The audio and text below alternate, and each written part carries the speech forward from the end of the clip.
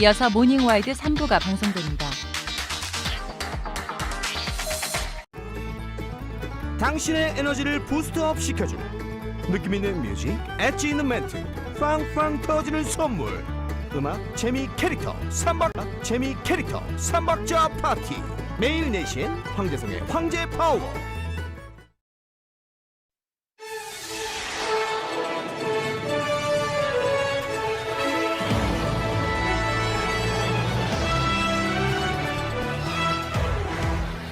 우회전 시 일시정 지하는 도로교통법이 개정된 지 3개월. 계도 기간을 끝내고 지난 12일부터 단속이 시작됐습니다. 현장에서는 인식 부족과 모호한 단속 기준 때문에 혼선이 이어져 있는데요. 자세한 내용 밀착 카메라에서 취재했습니다. 딸깍 버튼을 누르면 음악이 나오는 카세트 테이프 기억하시나요? 추억의 카세트 테이프가 다시 화제가 되며 사는 이들이 늘어나고 있다는데요. 왜 떴을까 해서 확인해 봅니다. 잠시 뵙겠습니다.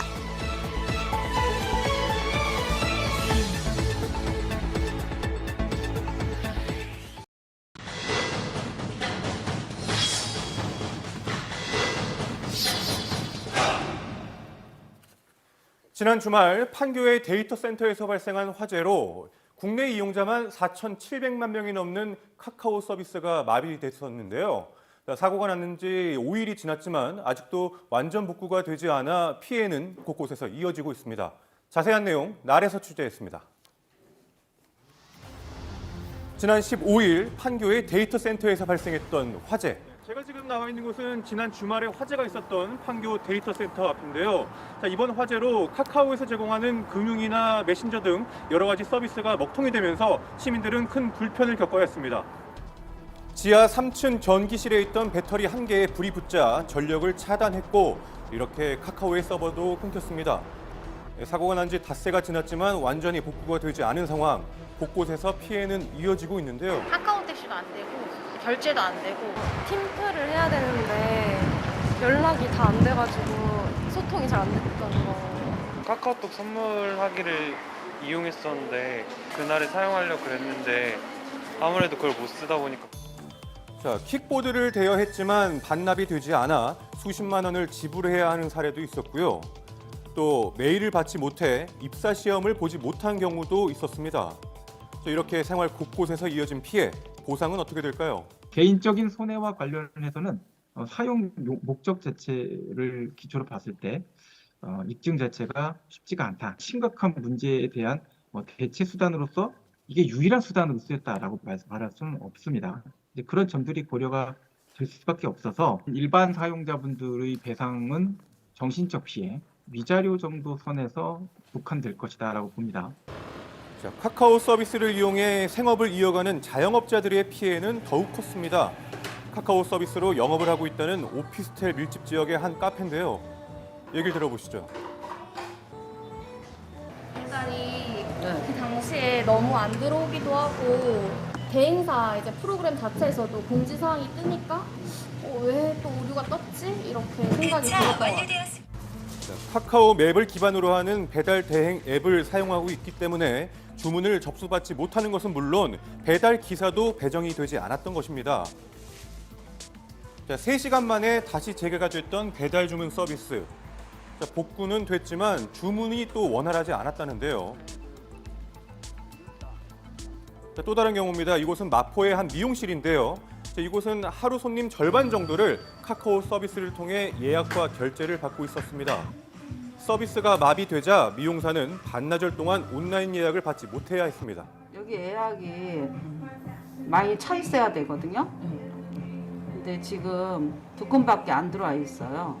거의 매출이 반토막 났어요.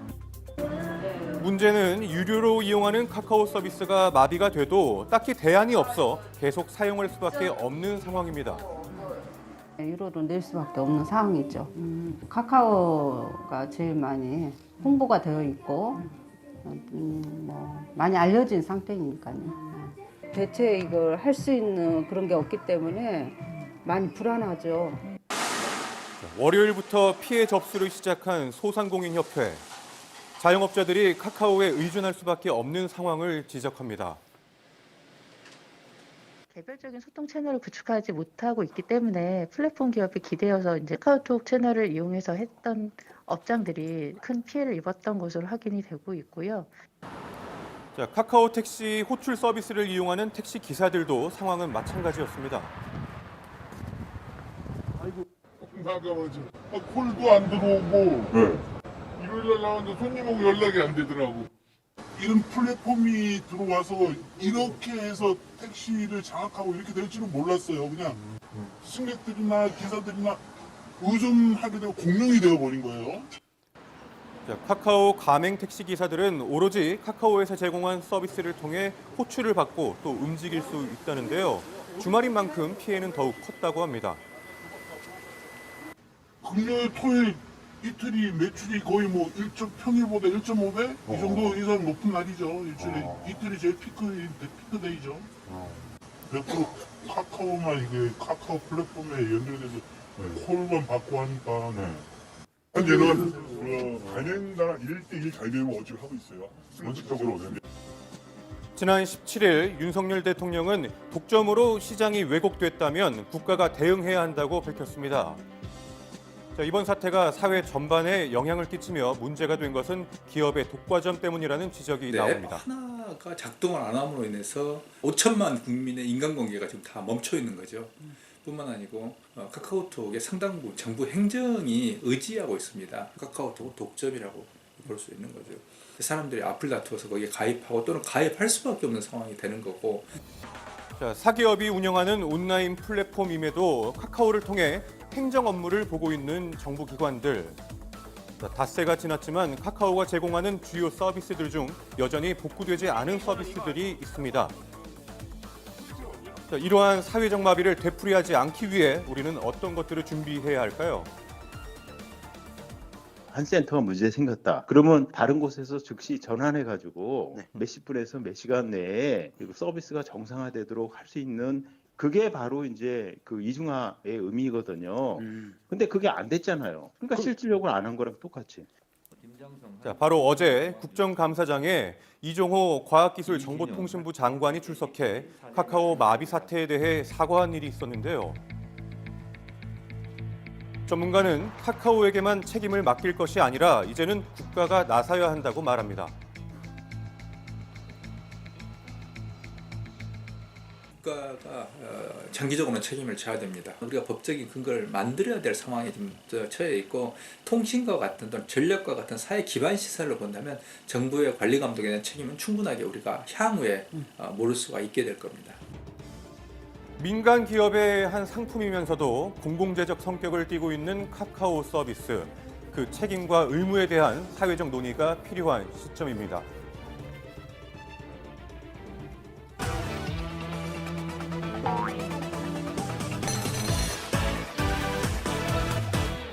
안녕하세요. 모르면 호구되는 경제 김치영입니다. 한국은행이 지난 12일 사상 두 번째 빅스텝을 단행했습니다. 고금리 상황이 이어지며 자산 전략도 바뀌고 있습니다. 기준금리 3% 고금리 시대, 재테크 전략 어떻게 세워야 할까요? 이번 기준금리 인상으로 2012년 10월 이후 10년 만에 기준금리 3%대 시대를 맞게 됐습니다. 이번 빅스텝 단행으로 주택담보대출 금리는 연내 연 8%에 근접하고 특히 신용대출의 경우 연 5%대 상품이 조만간 시장에서 자취를 감출 것으로 보입니다. 한국은행 총재는 이번 빅스텝으로 이자 부담이 12조 원 증가할 것이라고 언급하기도 했는데요. 이번 빅스텝으로 1인당 약 32만 원의 이자 부담이 늘어났습니다. 특히 지난 1년 동안 8번의 금리 인상으로 1인당 163만 5천 원의 부담이 늘어나게 된 것입니다. 지난해 말 기준 금융부채 고위험 가구는 38만 가구가 넘는 것으로 집계됐습니다. 보유한 집을 팔아도 빚을 다 못 갚거나 현재 소득의 40% 이상을 원리금 상환에 쏟는다는 것인데요. 정부 입장에서는 계속 물가가 안정되고 있으니까 10월 달부터는 안정될 거라고 얘기를 많이 했거든요. 그러다 보니까 소비에 대해서도 더 심리적으로 압박감을 느끼고 기업의 투자도 줄어드는 정도가 더 많이 줄어들고 경기 침체가 동반되니까 그런 측면에서 보면은 두 번째 했을 때는 그 여파가 더 컸다. 최소한 내년 상반기까지는 고금리 상황이 계속 이어질 것으로 예상되는 상황. 기존 대출을 받았던 대출자들은 빚 갚기가 빠듯해지고 신규 대출자들은 대출할 여력이 없어지면서 자산 전략도 바뀌고 있습니다. 한창 인기를 끌었던 주식, 코인 투자나 아파트 매입은 줄어들고 현금이 더 중요한 시대로 다시 돌아온 거죠. 예적금과 대출 상환을 놓고 양자택일을 고민하는 경우가 부쩍 늘었는데요. 심지어는 빚내서 예금 들어도 남는다라며 저금리 대출을 받아 예금을 드는 신종 재테크 방식까지 등장했습니다. 바로 예금담보대출을 이용하는 것이죠. 예금담보대출은 말 그대로 예금에 들어있는 돈을 담보로 대출을 받는 상품인데요. 정기예금이나 적금, 신탁상품은 물론 주택 청약도 가능합니다. 일반적으로 예금에 넣은 돈의 90에서 100% 한도로 받을 수 있습니다. 예금담보대출은 기존 예금금리에 1에서 1.25%포인트 가상금리를 더해 대출금리를 산정합니다. A씨는 최근 점점 오르는 예금금리에 만기가 몇 달 남지 않은 예금을 해약해야 할지 고민하고 있었는데요. 예금담보대출 금리는 현재 가입한 예금에 1%포인트 금리를 더한 수준. A씨는 2.25% 금리로 대출을 받을 수 있었고 이 대출금으로 다시 더 높은 금리의 예금에 가입했습니다. 최근 경제 상황이 나빠지면서 보험 해지 역시 고민하는 소비자가 늘고 있는데요. 당장 급전이 필요하다 보니 고객 입장에서는 대부분 원금을 손해보는 것을 알면서도 어쩔 수 없이 해지하는 경우도 증가했습니다. 이때 연금보험이나 저축성 보험에서 약관 대출을 받는 것도 가능합니다. 내가 낸 보험료 내에서 해약 환급금의 50에서 95%를 대출받을 수 있는데요. 또한 매달 내는 보험료가 부담스럽다면 납입유예 제도를 활용하는 것도 좋습니다. 보험료 납입유예는 일정 기간 보험료를 납입하지 않아도 보험 계약을 유지하는 제도입니다. 해지 환급금에서 계약 유지에 필요한 위험보험료 및 사업비 등을 차감하는 구조로 단기간 보험료를 납부하기 빠듯하다고 판단될 때 대안으로 활용할 수 있습니다. 정부가 그런 그 저소득층에 대한 지원을 해서 1년 정도를 해약 안 하고 할 수 있는 상황을 만들어주는 게 제일 중요하고, 그리고 불가피하게 중도 해지를 한 후에 재가입을 원할 경우에는 해당 상품이 계약 부활 제도 적용 가능 여부를 확인할 필요가 있습니다. 예금담보대출을 받고 보험료 납부를 유예하는 등의 방법은 최선이 아니라 차선의 조치입니다. 사실 경제학자들은 인플레이션을 피할 곳은 없다고 말하기도 합니다. 복합위기라 불릴 만큼 금융시장 상황이 복잡하고 변수가 많은 상태라 시장의 변동성이 줄어들 때까지 일단 모든 결정을 미루고 위험관리에 들어가는 것이 현명한 판단일 수 있습니다. 퇴근 후에도 돈 번다. 나만의 부캐를 개발해 재테크를 하고 있다고요? 여러분은 몇 개의 직업을 갖고 계시나요? 평생 직장이란 말은 옛말이 된 지 오래죠. 심상치 않은 물가 상승세에 엔잡러에 대한 관심은 더 커지고 있는데요. 실제로 1인 가구 10명 중 4명은 여러 개의 직업을 가진 엔잡러라고 하는데요. 국내 부업 인구수는 올해 5월 62만 명을 넘어서며 역대 부업 인구수 가운데 최대 규모라고요. 3년 전부터 엔잡러의 생활을 하고 있다는 다혜 씨. 다혜 씨의 일과는 아침부터 바쁘게 시작되는데요. 첫 번째 직업은 식당 아르바이트입니다. 저는 지금 이렇게 서빙도 하고 청소도 하고 이렇게 좀 아르바이트 쪽으로 그 10시부터 3시까지 하고 있고요. 식당 서빙 업무가 끝난 후 퇴근. 하지만 진짜 퇴근은 아니랍니다. 직업이 좀 여러 개다 보니까 퇴근을 해도 집에 와서 또 다른 출근을 하는. 두 번째 업무는 쇼핑몰 운영인데요. 혼자서 모든 업무를 맡고 있다고요. 그런데 여기서 끝이 아닙니다. 아니 근데 병원 기록 같은 거 괜찮나? 영화나 드라마 연기자로 활동하고 있고요. 그다음에 유튜버까지 해서 총 4가지 일을 하고 있습니다. 처음에는 이제 경제적인 조건 때문에 시작을 하게 됐는데 하다 보니까 너한테 이런 능력 있잖아 이러면서 나의 이 안에 있는 어떤 무궁무진한 끼를 한번 발산해봐야겠다 약간 이런 생각으로 여러 가지 일을 하게 된 것 같아요. 또 다른 엔잡러 은영 씨. 방과 후 교사부터 그림 작가, 공예가, 그리고 공방 클래스까지 운영하고 있습니다. 나는 한 가지 색이 아니야. 나는 여러 가지 색을 가진 다채로운 사람이야. 이렇게 말을 해요. 그만큼 엔잡러로서의 삶에 굉장히 만족하고 있고 원하시는 분들이 계신다면은 시도해보라고 말씀해드리고 싶어요. 이 엔잡으로 1,000만 원에서 1,000만 원 초반대 5개의 직업으로 수익을 얻고 있는 지윤 씨. 일을 구하는 방법 등 자신의 엔잡 노하우를 공유한다고요. 종류도 많고 다양해진 엔잡 세계. 이런 것들이 가능해진 이유가 있습니다. 디지털 플랫폼 역시 발달하면서 시간을 효율적으로 활용해 여러 일을 할 수 있도록 도와주고 있습니다. 어떤 것이든 재능 거래 오픈마켓을 통해 사고 팔 수 있습니다. 심지어는 앱을 통해 바퀴벌레를 잡아주거나 심부름, 설거지 대신해주기 등 다양한 일을 구인구직하는데요. 엔잡도 하나의 산업으로 발전하게 됐습니다. 최근에는 생활고가 아닌 다양한 이유로 엔잡날을 선택하는 사람들도 많다고요. 인프라라는 것이 바탕이 되고 재택근무, 비대면 근무 여건이 되다 보니까 자기 본업의 직장 일을 하고 여가든 아니면 틈틈이 달리 일할 수 있는 조건이 확보되는 가운데 그런 경우도 늘어나면서 그러면서 새로운 하나의 엔잡날의 풍속을 나타내고 있다고 생각합니다. 하지만 주의할 점도 있습니다. 플랫폼은 이렇게 고객들을 연결해주고 고객들이 맡기는 업무 비용에서 일정 부분을 수수료로 가져갑니다. 적게는 무료에서부터 많게는 20에서 30%까지도 수수료를 받는데요. 각 플랫폼별로 꽤 차이가 나기도 합니다. 다양한 엔잡에 대한 수요가 증가하며 플랫폼이 등장했고 쉽게 일을 구할 수 있게 된 반면 얻을 수 있는 수입도 줄어들게 된 것입니다. 따라서 내가 실제로 받는 수입은 얼마나 되는지 잘 따져볼 필요가 있습니다. 엔잡러들은 앞으로도 많아질 가능성이 높죠. 사회가 더 세분화되고 또 이런 수요와 공급을 연결해줄 플랫폼들도 다양해졌으니까요. 다만 우리 사회의 노동 환경은 평생 직장이라는 개념을 기반으로 설계되고 발전해 오다 보니 엔잡러들을 품을 준비가 아직은 부족합니다. 사회가 변화하는 만큼 제도적인 보완에 대한 고민도 같이 해야겠습니다.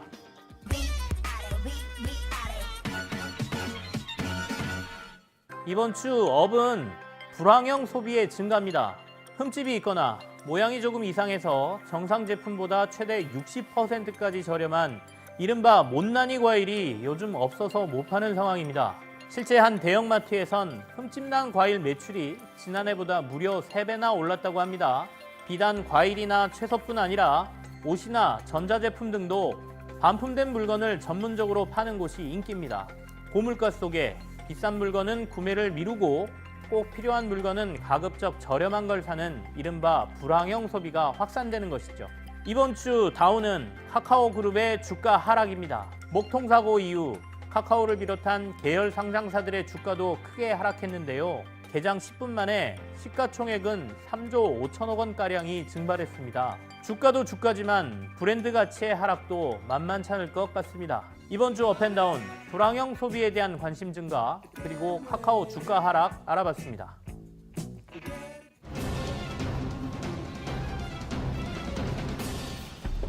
도심 주택가 인근의 한 주차장. 지난 8일 새벽 1시 주민들을 공포에 떨게 한 멧돼지 출몰 사건이 있었습니다. 저기에 멧돼지가 무서워요. 빅데이터로 야생동물을 검색하자 멧돼지, 포획단, 창덕궁 등의 연관 검색어가 등장합니다. 당시 멧돼지를 발견했던 목격자를 만날 수 있었습니다. 저쪽에서 걸어오고 있었는데 이쪽 부분에서 멧돼지가 이리저리 돌아다니면서 뭐 찾고 있는 것 같았습니다. 달려오는 멧돼지가 순간 공포스러웠다는데요. 이날 주차장에 나타난 멧돼지. 곧이어 걸어오던 남성과 마주하는데요. 멧돼지를 보고 그대로 멈춘 남성. 얼마나 놀랐을까요? 황급히 도망가자 멧돼지가 남성을 쫓아갑니다. 또 멧돼지는 뒤에 오던 현준 씨에게도 달려왔습니다. 저한테 오더라고요. 그래서 저도 저기 반대쪽으로 도망갔다가 다시 중앙 가드레일을 넘어서 옆에 있는 산으로 올라간 것 같습니다. 도심 곳곳에 나타나 위협을 하는 멧돼지. 멧돼지로 인한 피해는 계속되고 있는데요. 멧돼지가 제일 많이 출몰한다는 10월. 전문가는 이곳에 멧돼지 출몰이 많은 이유가 있다고 말합니다. 북한산 자락하고 같이 다 연결돼 있잖아요. 홍매천하고 거리는 불과 뭐 10m, 20m뿐이 안 됩니다, 여기에. 그러다 보니까 돼지가 출몰할 수 있는 길이 많죠. 지렁이라든가 군뱅이나 땅거미 이런 거를 먹기 위해서 습한 데를 내려오게 돼 있어요. 멧돼지 출몰은 며칠 후 창덕궁에서도 있었습니다. 이로 인해 당시 예정돼 있던 행사가 취소되었는데요. 시작 8분을 남기고 취소된 행사. 멧돼지는 이틀간 수색 끝에 포획됐습니다. 굉장히 위급한 상황이라서 모든 행사가 취소되고 있는 상태라서 저희가 한 5시간 정도 수색을 했습니다. 창덕궁에 멧돼지가 출몰한 건 처음이 아닌데요. 예전에도 북한산에 서식하던 멧돼지가 내려왔던 겁니다. 저렇게 넘어와요? 네. 와, 저렇게 높은 120kg이나 되는 멧돼지. 시민들은 공포에 떨 수밖에 없었는데요. 도심 속 멧돼지 출몰은 해마다 급증하고 있습니다. 어디론가 달려가는 야생 멧돼지. 그곳은 바로 마트였는데요. 건물로 돌진해 강화 유리를 깨고 에스컬레이터와 충돌합니다. 두 겹의 강화 유리가 순식간에 부서졌습니다. 강화 유리를 깰 정도의 짐승이 돌아다니는 저뿐만 아니고 누구라도 좀 불안한 마음이 들죠. 도심의 한 가게에서도 멧돼지 출몰이 있었습니다. 갑자기 들이닥친 멧돼지에 가게 안은 순식간에 난장판이 되는데요. 편의점 안으로 멧돼지가 돌진해 들어오기도 하고 멧돼지 2마리가 나타나 위협을 느끼고 황급히 책상 위로 올라가기도 했는데요. 전문가는 최근 멧돼지 출몰 급증 이유를 말합니다. 아무래도 멧돼지의 개체수 자체가 빠르게 증가를 했기 때문이라고 볼 수가 있습니다. 짝짓기 시기가 시작되는 10월 이후 11월과 12월에 가장 활발하다고 볼 수가 있고요. 사람은 멧돼지를 보면 보통 등을 보이고 도망가는데요. 달려가는 사람을 보면 쫓아가는 게 바로 멧돼지의 본능. 멧돼지와 마주칠 시 절대 등을 보여서는 안 된다고요. 자, 너구리로 검색하자. 산책로, 뱀, 한강 등의 연관 검색어가 등장하는데요. 주로 숲이나 계곡에 사는 너구리. 그러나 최근 공원과 하천에서도 발견됐습니다. 서울 강북구 우이천에 나타난 너구리떼. 귀여운 모습으로 친근한 이미지지만 산책 중인 반려견을 무는 사건이 있었습니다. 공격성을 가지고 있는 너구리가 사람을 습격하는 사건도 발생했었는데요. 지난 7월 송파구의 공원. 산책 중인 여성이 너구리떼에게 갑자기 공격당했다고요. 어머니한테 전해 듣기로는 대치를 하고 기관지를 치시다가 넘어졌을 때 이제 너구리들이 공격을 시작했다고 들었습니다. 거의 한 달 가까이 입원해 계셨고요. 순식간에 피해자를 위협한 너구리떼. 피해자는 평소 자주 가던 도심 공원에서 습격을 당해 정신적 고통이 심했습니다. 더욱 문제는 너구리가 광견병을 옮기는 매개체라는 건데요. 사람도 감염될 수 있는 광견병. 야생동물로 인한 피해가 이어져 서울시는 도심 곳곳 광견병 예방약을 살포하고 있습니다. 우리나라의 광견병들이 야생동물은 특히 너구리가 주요 수초이고 전파의 주된 동물로 지금 확인되고 있거든요. 지난 17일부터 시작된 살포 현장. 너구리 주요 서식지인 북한산, 양재천 등에 뿌려지는데요. 언뜻 보면 마치 초콜릿 같죠? 발견 시 주의해야 하는 점이 있는데요. 사람이 만지면 채취가 남아 야생동물이 먹지 않으니 만지지 말아주시기 바랍니다. 유동 인구가 많은 도심 한강공원. 곳곳에서 독사인 살모사가 나타나 독뱀주의보라는 말이 나오는데요. 최근 뱀들이 반려견을 무는 피해도 발생하고 있습니다. 일부 도심 공원이나 또는 하천을 중심으로는 주변에 있는 자연 환경과 연계되어 있기 때문에 유입될 가능성이 굉장히 높고요. 경우에 따라서 번식기라든가 새끼를 지키기 위해서 사람이나 다른 반려동물을 공격을 할 수가 있고요. 멸종 위기를 검색하자. 삭, 수달, 법정 보호종 등의 연관 검색어가 등장하는데요. 도심 하천에서 포착된 수달 가족. 수달 2마리가 함께 다니는 모습이 무인 카메라에 찍혀 화제가 됐었습니다. 수달과 담비, 삭까지 모두 멸종 위기 동물로 보호해야 하는 법정 보호종인데요. 도시에서 보기 힘든 보호종 2급인 삭, 사람을 공격해 문제가 됐는데요. 남양주 일대에서 주민들을 습격하는 사건이 연이어 발생한 겁니다. 그래서 제가 가방으로 내리쳤더니 이 발목을 물고 안 놔줘서 저도 어떻게 할 수가 없으니까 등어리를 물었어요. 당시 10분이 넘도록 공격을 당해 병원 치료를 받았습니다. 또 이런 일은 해외도 있습니다. 차 안에 보이는 야생 곰. 미국 도심 주택가에 출몰했는데요. 차에 들어가 내부를 부수고 달아난 겁니다. 또한 코요테가 빈번히 출몰하는 미국 캘리포니아. 주로 어린아이들을 공격해 더욱더 위험한 상황이 발생했었습니다. 전문가는 사람과 야생동물의 공존 방안이 필요하다고 말합니다. 우리가 남아있는 야생동물의 서식지를 최대한 보호하고 사람으로부터 야생동물이 안정적으로 살 수 있는 공간들을 마련해주고 공존할 수 있는 이러한 배려를 하는 것이야말로 야생동물과 인간 간의 갈등을 줄일 수 있는 가장 최선의 방법이라고 생각이 됩니다. 야생동물의 증가는 생태계의 안정을 의미하는데요. 자연 속 사람과 동물이 상생할 수 있는 방안이 필요할 때입니다. 네, 사냥이라든지 수달 같은 멸종위기 동물이 지난해 기준 서울에서만 41종이 살고 있는 걸로 밝혀졌다고 합니다. 보호해야 할 멸종위기 동물이긴 하지만 또 때로는 저렇게 사람을 공격하기 때문에 안전에 우려가 되는 상황이죠. 네, 이 야생동물에게 물렸을 경우에는 상처 부위를 비눗물로 씻어내서 조치를 취하고요. 또 병원을 꼭 방문해서 2차 감염 피하시기 바랍니다.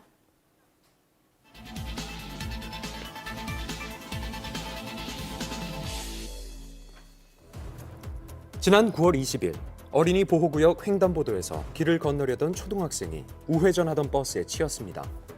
멈추기는커녕 속도도 줄이지 않은 버스. 아이는 다리가 골절돼 수술을 받았죠. 작년 12월 창원에 있는 한 횡단보도.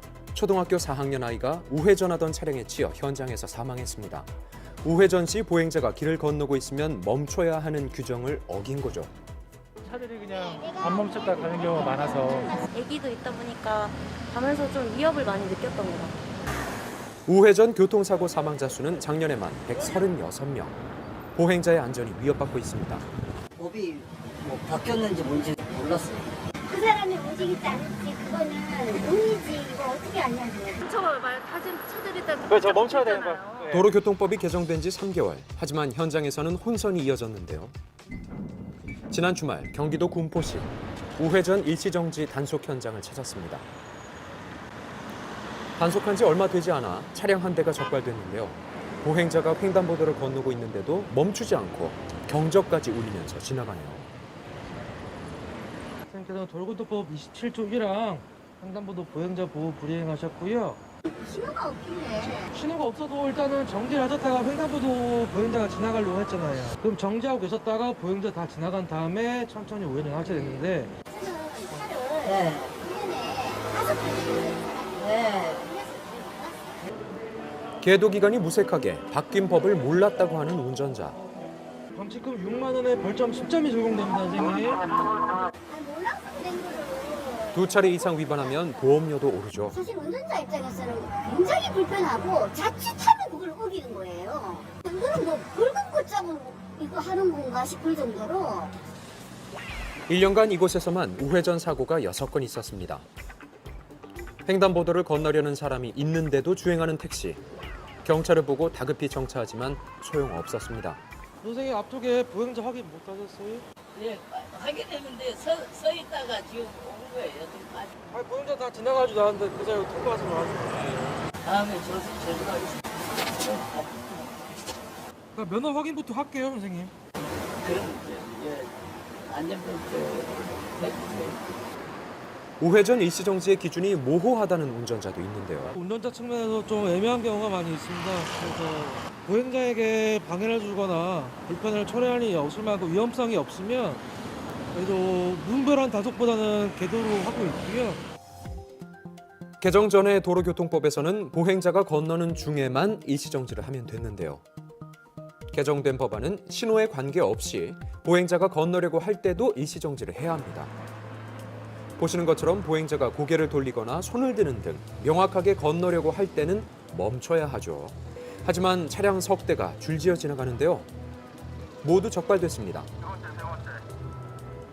보행자 사이를 무리하게 파고드는 이륜차, 이 역시 단속 대상인데요. 선생님 지금 보행자 보호무 불이행하셨어요. 면허증 좀 제시해 주세요. 숨어서 안 했어요. 저희 여기 서 있었어요. 선생님 여기서 다 보여요. 다 보여요. 보살에 나가는 중이에요. 좀 봐주세요. 횡단보도를 건너는 사람이 있는데도 이륜차가 그 사이로 지나가면서 아찔한 상황이 펼쳐집니다. 또 다른 교차로 보행자가 길을 다 건너지 않았는데도 그대로 횡단보도를 통과해서 우회전하는 이륜차가 적발됐습니다. 서야 된다 그래서 섰다가 보행자들이 지나갔길래 온 건데 보셨으니까 안 사냐고 우기는 게 아니라 보행자들 절반도 안 지나갔어요, 방금. 그동안은 그렇게 했잖아요. 이거 좀 잡아서 이러니까 기분 엄청 나쁘죠. 저기는 신호가 없는데 건널까 말까 하다 건너는데 그걸 저희가 어떻게 예측해서 그냥 건너게 되거든요. 멈추라는 게 어디서 어떻게 멈춰도 솔직히 잘 모르겠어요. 근데 앞차를 따라가겠대요. 해외에서는 우회전 일시정지가 이미 생활화돼 있는 곳이 많습니다. 한국과 교통체계가 비슷한 캐나다 밴쿠버. 보행자가 지나가면 차량은 우회전하기 전에 멈춰야 합니다. 캐나다에서 우회전을 할 때는 우선 멈춤이라는 조항이 있어요. 사람이 우선 보이게 되면 멈춤이라는 이 인식이 좀 많이 강하다 보니까 신호등이 없는 교차로에서도 보행자를 우선시하고 있죠. 우선 스탑사인이 골목골목마다 다 있어요. 무조건. 없는 공간이 없습니다. 심야 시간이나 사람이 없어도 일단 멈춘 뒤 주행하는 게 생활화돼 있다고요. 보행자가 다 지나간 후에 차량이 출발해서 사고의 위험성을 줄인다고 하네요. 신호등이 없는 횡단보도에서의 우회전 사고는 더욱 많습니다. 교통사고라는 게 우회전할 때 조금 차량에 대해서 신속하게 좀 빠져나올 수 있도록 설계된 것 같은데 이런 경우 때문에 우회전 차량들은 빨리 진행하고 보행자를 못 볼 확률이 커갖고 사고 위험이 많습니다. 교차로까지 진입하지 않고 우회전을 할 수 있는 이곳. 그렇기 때문에 이런 곳에서의 일시 멈춤은 더욱 필요한데요. 우회전할 때 저희가 조사해본 결과로는 속도가 교통선이 있는 교차로보다 없는 교차로보다 있는 교차로의 속도가 더 빠른 것으로 나타났습니다. 이제 그렇기 때문에 어떻게 보면은 충돌을 했을 때 보행자가 더 크게 다칠 확률이 높다는 얘기거든요. 보행자의 안전이 중요한 경우 교통섬을 철거하기도 합니다. 지난 월요일 학교 앞 어린이 보호구역 단속 현장을 찾았습니다. 어린이 보호구역에서는 신호기가 없는 횡단보도에서 보행자가 없어도 무조건 일시정지를 해야 하죠. 서행도 안 하시고 빨리 오셔서 바로 우회전 들어오시잖아요. 이러시면 안 되고 저속하다가 무조건 멈췄다가 그 다음에 출발해요. 갑작스럽게 도로로 뛰어들거나 운전자의 시야에 보이지 않는 아이들을 보호하기 위함인데요. 역시 대부분의 차량 운전자가 이 법을 잘 모르고 있고 지키지도 않아서 결국 일일이 차를 막고 계도를 할 수밖에 없는 상황. 여기는 신호등이 없는 횡단보도에 어린이 운전자들이 막 섰다가 들어가는 경우는 거의 없어요. 알고는 있는데 이제 그렇게까지 주행을 하는 거는 많이 못 봐가지고 앞으로는 주의해야죠. 몇 초만 멈추면 보행자와 운전자 모두의 안전을 지킬 수 있습니다. 우회전 일단 멈춤 잊지 마셔야겠습니다. 네, 개정된 도로교통법이 시행된 지난 7월부터 석 달간 이 우회전 교통사고 지난해 같은 기간보다 24% 줄었고요. 사망자는 45%가 줄었습니다. 네, 2023년 1월부터는 신호가 적색일 경우에도 우회전 일시 정지하는 법안이 추가 시행되고요. 또 우회전 신호등도 설치된다고 합니다. 단속이 시작됐지만 보신 것처럼 여전히 우회전 일시 정지가 잘 지켜지지 않는 경우가 많은데요. 안전을 위한 우회전 일시 정지 잊지 마시길 바랍니다. 알려지지 않은 작은 포구에 특별한 제철 음식을 찾아가는 먹자 포구. 지금 그곳으로 출발하죠. 강원도에 싱싱한 해산물이 모이는 곳이죠. 주문진항인데요. 요즘 제철 맞은 이걸 사러 온 사람들로 주문진항이 북적이고 있습니다. 시선이 모인 곳을 따라가 보니까요. 뭔가 한 보따리 사가는데요. 이게 뭐예요?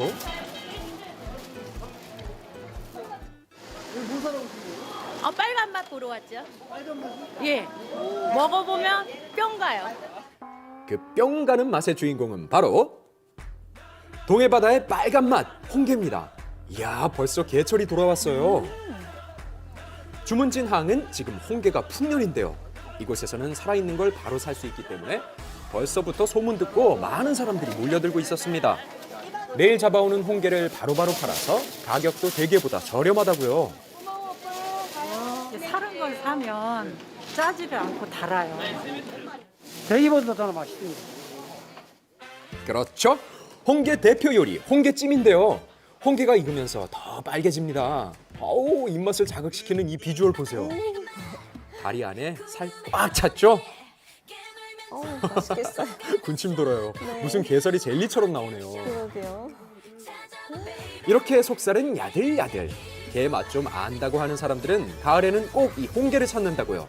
감칠맛과 탱글탱글한 식감이 최고죠. 홍게. 다리 안에 빈틈없이 들어찬 속살. 꽉 찼어요. 이 맛있는 홍게 다리살을 한 입에 쏙. 어때요? 아우 엄청 달죠 이게.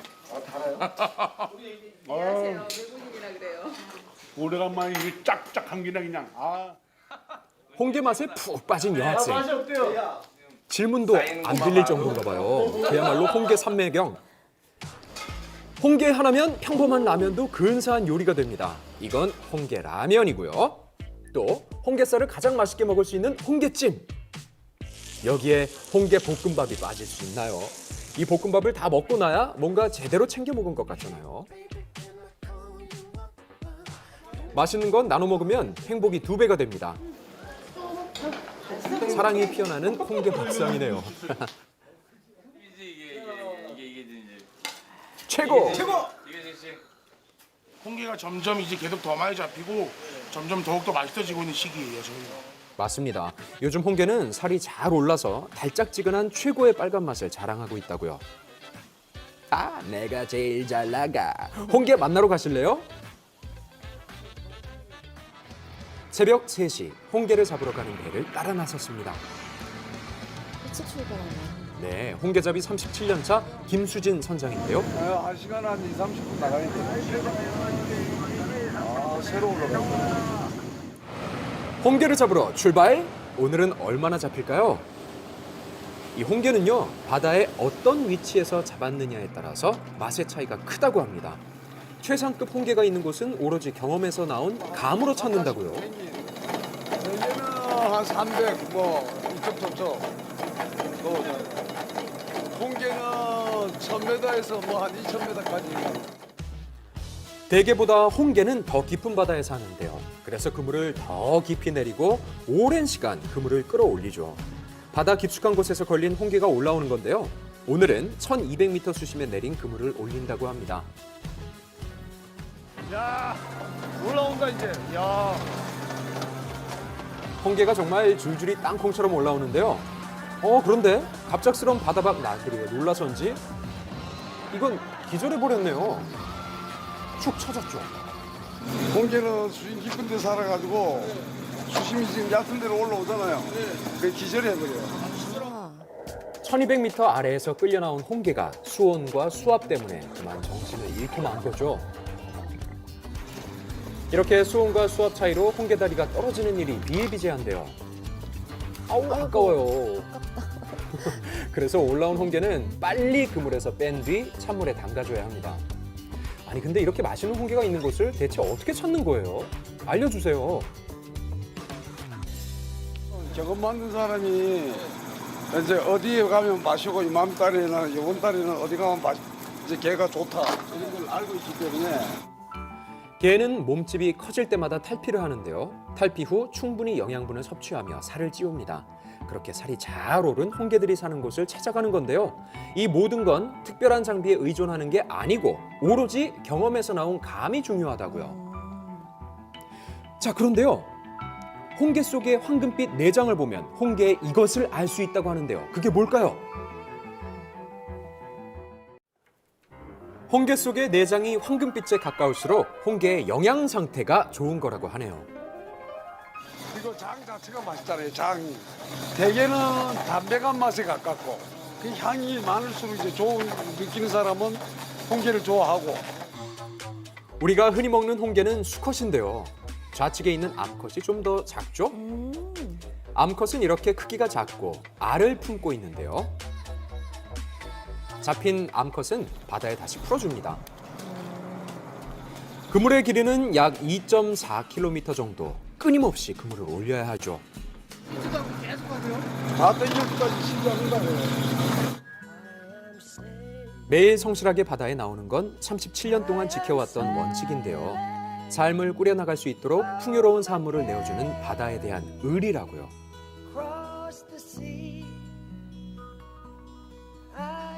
9시간 조업 종료. 다시 주문진항으로 돌아옵니다. 당일에 잡은 홍게는 바로 파는데요. 판매 경력 30년, 선장의 아내 안영자 씨가 좋은 홍게 고르는 방법을 알려주신다고요. 요거하고 내가 비교를 한번 해줘 볼게. 네. 첫째는 여기가 까무잡잡하죠?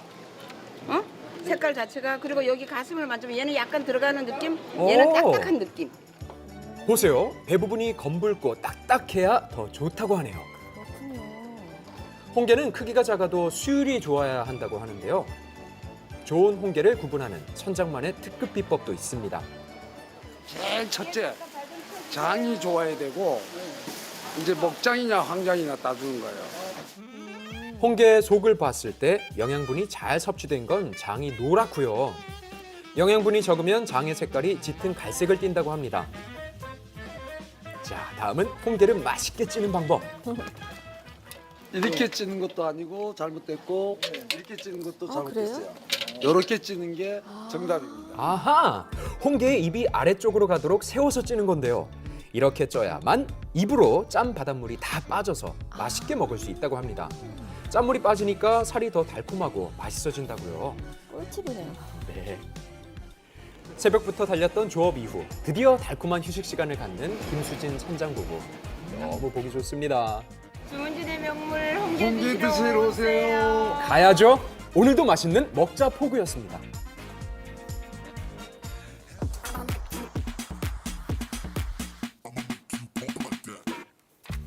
최근 SNS에서 화제가 된 영상. 제가 엄청 찾았던 불을 드디어 찾았습니다. 보물이라니 뭘까요? 너무 기분 좋아. 기억하시나요? 그것은 바로 카세트 테이프. 와.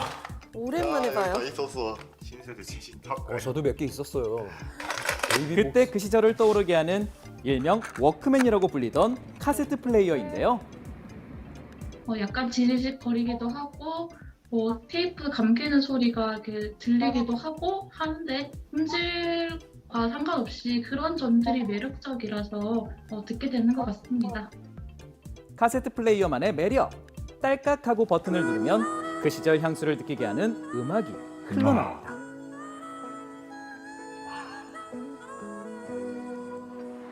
서울 종로구. 카세트 테이프에 푹 빠진 사람들이 찾는다는 매장을 찾았습니다. 오, 추억의 LP판도 눈에 띄네요. 오랜만에 보시죠? 바로 오늘의 주인공. 오래전 카세트 테이프도 한쪽 벽에 빼곡하게 채워져 있습니다. 신주령 결전들인데 이게 형도 한번 들어봤을 거예요. 이게 미인이라고. 매장 한켠에 있는 카세트 플레이어. 안 들어볼 수 없겠죠?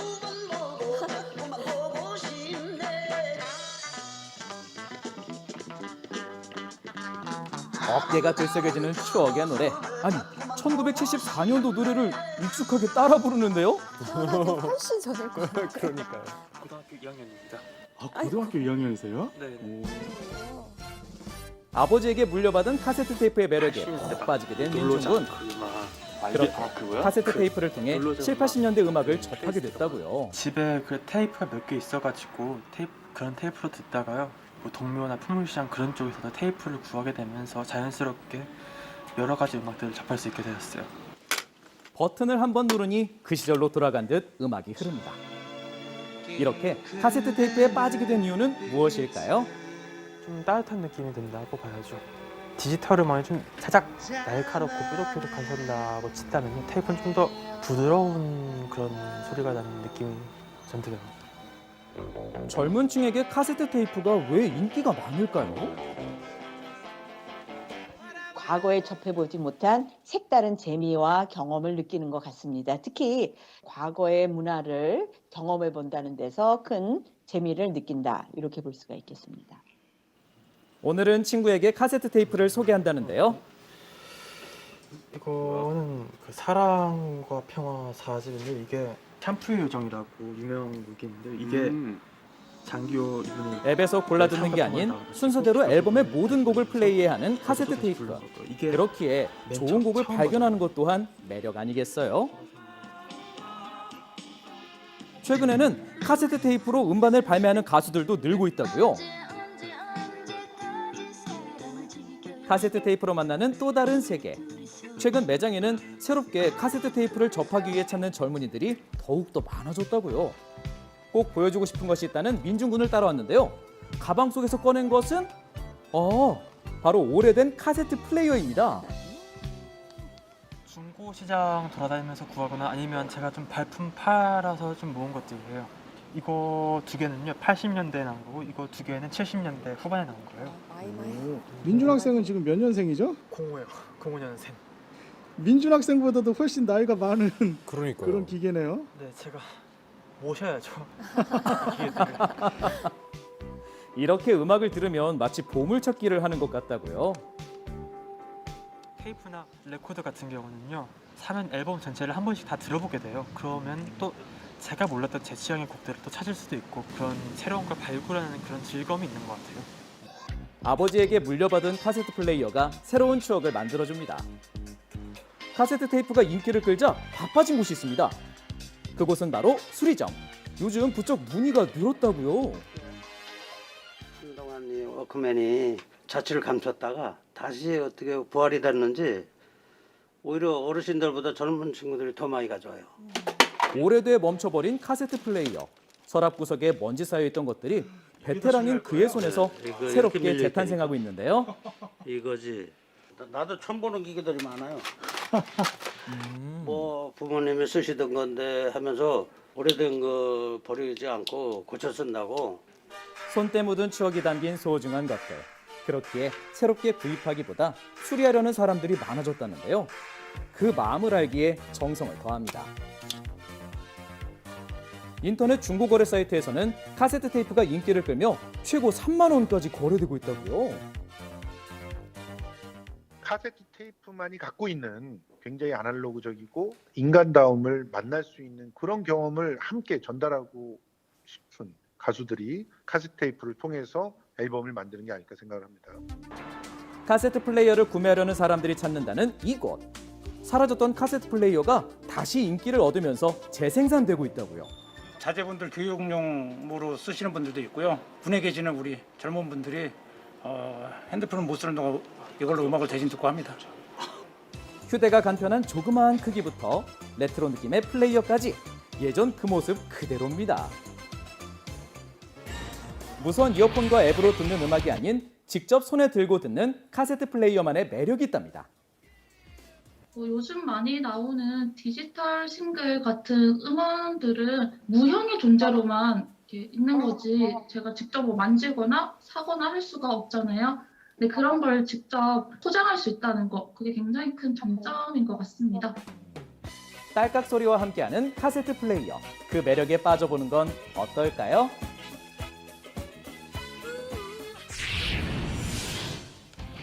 아름다운 가을의 자연을 느끼며 스릴을 만끽할 수 있는 산악자전거.